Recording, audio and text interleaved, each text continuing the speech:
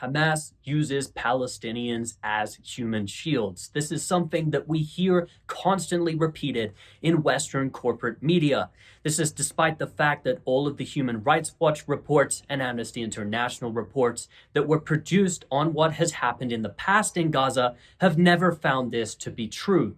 But lo and behold, there is factual evidence which supports Israel's claim about Hamas using human shields. So first of all, we have to go to the evidence and what the evidence tells us. But in order to do that, we need a definition of what human shielding actually is.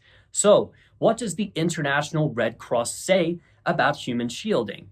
It says that human shielding, the term human shield, as used in international humanitarian law, means a civilian placed in front of a military objective so that his civilian status will deter the enemy from attacking this objective. So, fact number one, up until 2005, under the neighbor procedure, the use of Palestinian civilians as human shields was a common practice in the Israeli military, legal under Israeli law, but never mind that. They definitely outlawed it. They outlawed it in 2005. So fact number two, when Israel eventually outlawed the practice, the Israeli army protested. In fact, the then Israel Defense Minister Shaul Mofaz appeared in court to present arguments to repeal the ban. Okay, never mind. Let's go to the top Israeli human rights organization, B'Tselem, the information center in the occupied territories. They're Israeli. They're going to tell us exactly what has been happening with Hamas using human shields.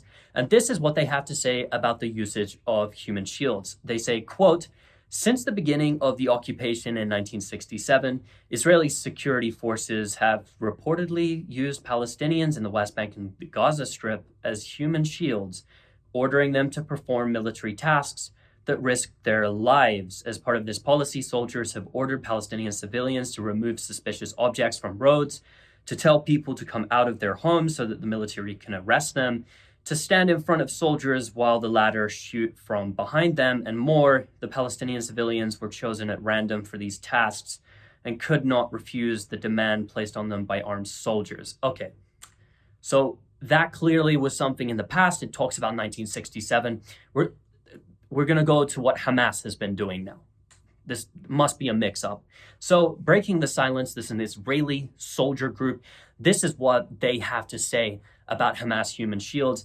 They say that IDF soldiers confessed to using Palestinians as human shields since it was outlawed. But okay, that's just reports from in the past. That surely has not happened recently. And recently, what we've seen is Hamas using human shields. So we're going to get onto those cases. So case number one, on May 13, 2022, a 16-year-old Palestinian girl named Ahed was left traumatized after being used by Israeli soldiers as a human shield. A week later, Israeli forces were accused of the same tactics after a photograph appeared to show them using a Palestinian man as a human shield.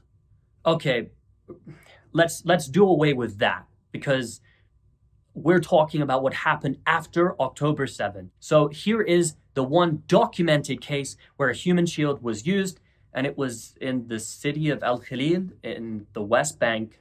Following October 7, the Hamas-led attack, Israeli forces were filmed using a Palestinian man as a literal human shield. Okay. When Israeli soldiers take Palestinians as human shields, as have been documented, Israel's a democracy. It has a robust legal system. And we know that taking human shields has been outlawed since 2005. So Israeli soldiers are punished for doing things like taking human shields of Palestinian civilians. And here's the case I'm going to read to you. The last time they were punished was doing this during the 2008-9 war against Gaza. And B'Tselem said that the two soldiers in question had ordered a 9-year-old boy at gunpoint to open a bag they suspected was booby-trapped. Despite the gravity of their conduct, putting a young child at risk, the two were given a 3-month conditional sentence and demoted from staff sergeant to private some 2 years after the incident took place. None of their commanding officers were tried. And the last note I have down here, the last piece of evidence, is that Israel has been documented as using thousands of Palestinians as human shields. Well, I guess the information that we have at hand indicates that Israel uses Palestinians as human shields, not Hamas. That's a bummer.